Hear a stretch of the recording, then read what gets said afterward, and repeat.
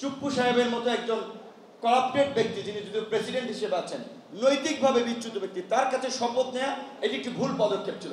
এই সরকার বাংলাদেশের অভূতপূর্ব, সারা দেশের জনগণের ম্যান্ডেট নিয়ে তারা ক্ষমতা এসেছে। ছাত্ররা তো পরিষ্কারভাবেই বলেছিল যে ছাত্র জনতার রূপরেখা দেওয়া সরকার ছাড়া কোনো সরকার তারা মানবে না। কাজী প্রশাসনিক সেট বিভিন্ন পরিবর্তনের আগে প্রেসিডেন্টকে অবশ্যই রিজাইন করতে হবে, না হলে ঝুঁকি থাকবে। কাজে অন্তর্বর্তীকালীন সরকারকে বলবো, সমস্ত রাজনৈতিক দল মত নির্বিশেষে আপনাদের প্রতি যে সমর্থন দেখিয়েছে, আপনাদের কাছে যে সংস্কারের দাবি তুলেছে, সেই ক্ষেত্রে বর্তমান সংবিধান দিয়ে হবে না। এই সংবিধান বাতিল করে আপনাদেরকে নতুন সংবিধান রচনা করতে হবে এবং এই অন্তর্বর্তীকালীন সরকার, পরবর্তী যে সরকার আসবে, তারা আপনাদের সমস্ত কাজকে বৈধতা দেবে, তারা আপনাদের সেটা লিগালাইজ করবে। কিন্তু আপনাদেরকে অবশ্যই প্রেসিডেন্টকে অপসারণ করে ডক্টর ইউনূসকেই প্রেসিডেন্টের দায়িত্ব নিতে হবে। পাশাপাশি আপনারা শুনেছেন, নেতৃবৃন্দ বলেছে, ফ্যাসিস্ট শেখ হাসিনা এবং তার দোসরদের ষড়যন্ত্র থেমে যায়নি। সচিবদের কু, সামরিক বাহিনীর অফিসারদের তৎপরতা, রাজনৈতিক তৎপরতা, দিল্লির তৎপরতা। একটা কথা অবশ্যই পরিষ্কারভাবে বলতে হবে, এই যে শাহবাগে যে সংখ্যালঘু সম্প্রদায়ের নামে কিছু লোকজনকে নামিয়ে দিয়েছিল, কারা নামিয়ে দিয়েছিল? দৈনিক কালবেলার সম্পাদক জনাব সন্তোষ শর্মা এবং এখানকার যে হিন্দু বৌদ্ধ খ্রিস্টান ঐক্য পরিষদ নামের যে সংগঠনের নেতা রানা দাশগুপ্ত। এরা কারা? স্পষ্টত এই দেশের ভারতীয় রয়ের স্বীকৃত এজেন্ট, সবাই জানেন।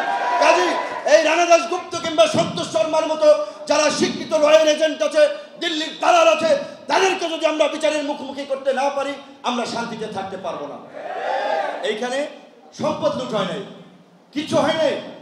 দু একটি ঘটনা ঘটেছে, সেটি হিন্দুদের কারণে নয়, হিন্দুর পরিচয় না, সংখ্যালঘুর পরিচয় না, আওয়ামী ফ্যাসিস্টের সহযোগী হিসেবে দু এক জায়গায় হয়তো দু একটি ঘটনা হয়েছে। কিন্তু আমরা এই ঘটনাগুলো চাই না। সবাই কাজ করছে।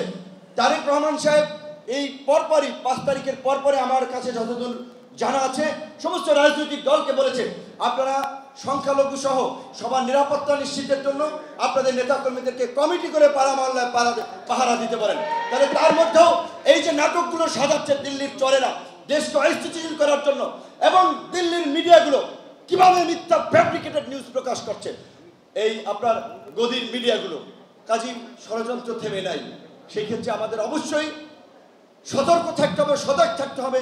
এই যে কিছুদিন আগে ইসলামী ব্যাংকের বল্ক লুটপাট করার জন্য আপনারা জানেন, একজন ব্যক্তির পরিচয় এসেছে, রাজনৈতিক পরিচয়।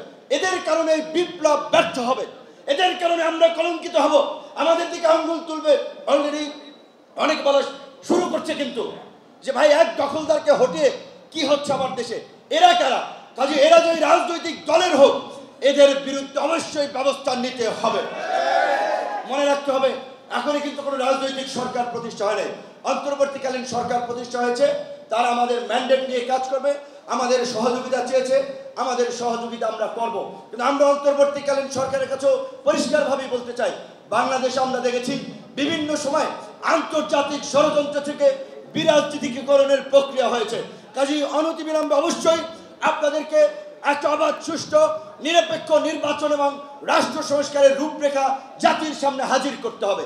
আপনারা সেই রূপরেখা অনুযায়ী আপনারা যে সময় চাইবেন, সমস্ত রাজনৈতিক দল আমরা ঐক্যবদ্ধভাবে আপনাদেরকে সময় দিব।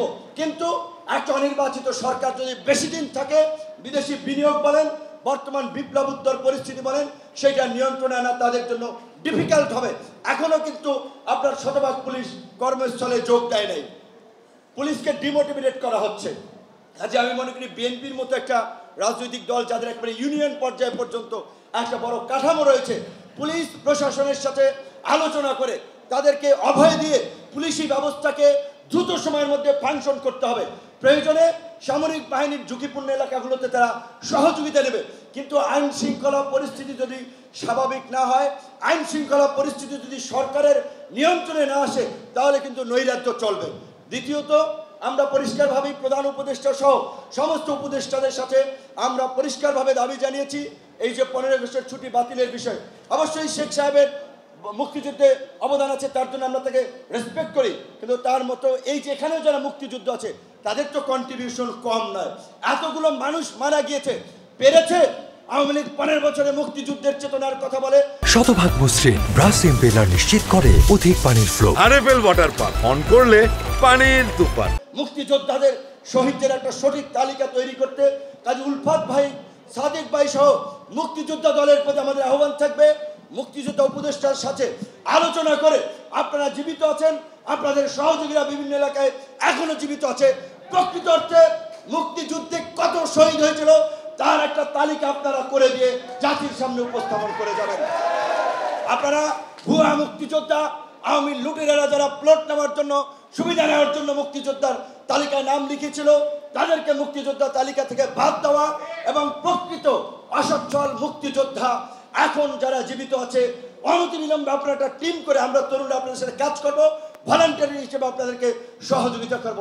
তাদেরকে সহযোগিতা করা, শেখ মুজিবের আপনার মৃত্যুবার্ষিকীতে 450 কোটি টাকা বাজেট হয়, বীরশ্রেষ্ঠ রুহুল আমিনের ছেলে 21 টিভিতে রিপোর্ট প্রকাশিত হয়েছিল 4-5 বছর আগে, পানি টানে আর একবারের কামলা দেয়।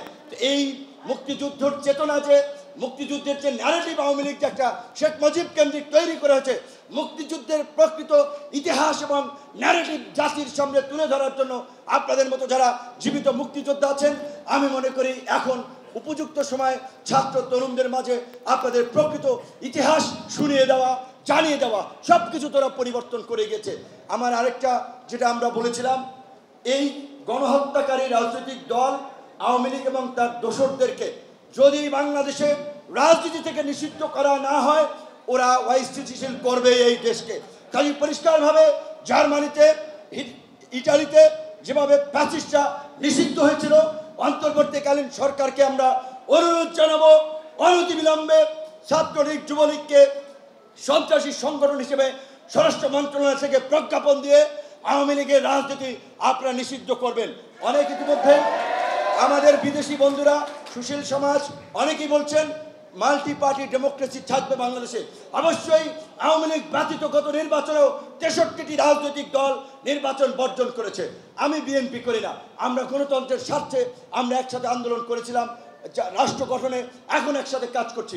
কাজে সমস্ত রাজনৈতিক দল, অনেক রাজনৈতিক দল আছে, মৌলিক জায়গায় হয়তো তারা একটা জোট করেছে, তারা যুগপৎ আন্দোলন করেছে, অনেক রাজনৈতিক দল আছে।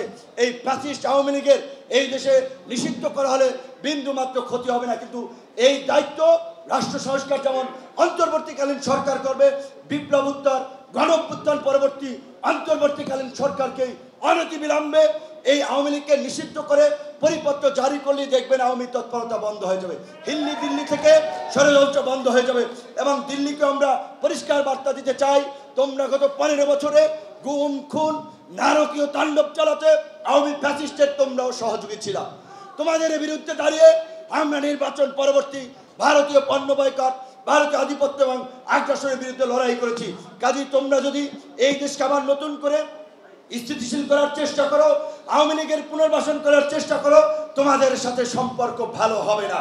আমরা পরিষ্কার কথা, প্রতিবেশীর সাথে ভালো সম্পর্ক আমরাও চাই, কিন্তু সেই সম্পর্ক হবে দুদেশের নাগরিকের স্বার্থ সংশ্লিষ্ট ন্যায্যতার ভিত্তিতে, গোলামের ভিত্তিতে নয়। ডক্টর ইউনূস সাহেব যেভাবে বলছেন পরিষ্কারভাবেই, তোমাদের 7 সিস্টার্স কনসার্ন, আমাদেরও পার্বত্য চট্টগ্রামকে তোমরা স্বাধীনতার পরবর্তী থেকেই অস্থিতিশীল করে যাচ্ছ।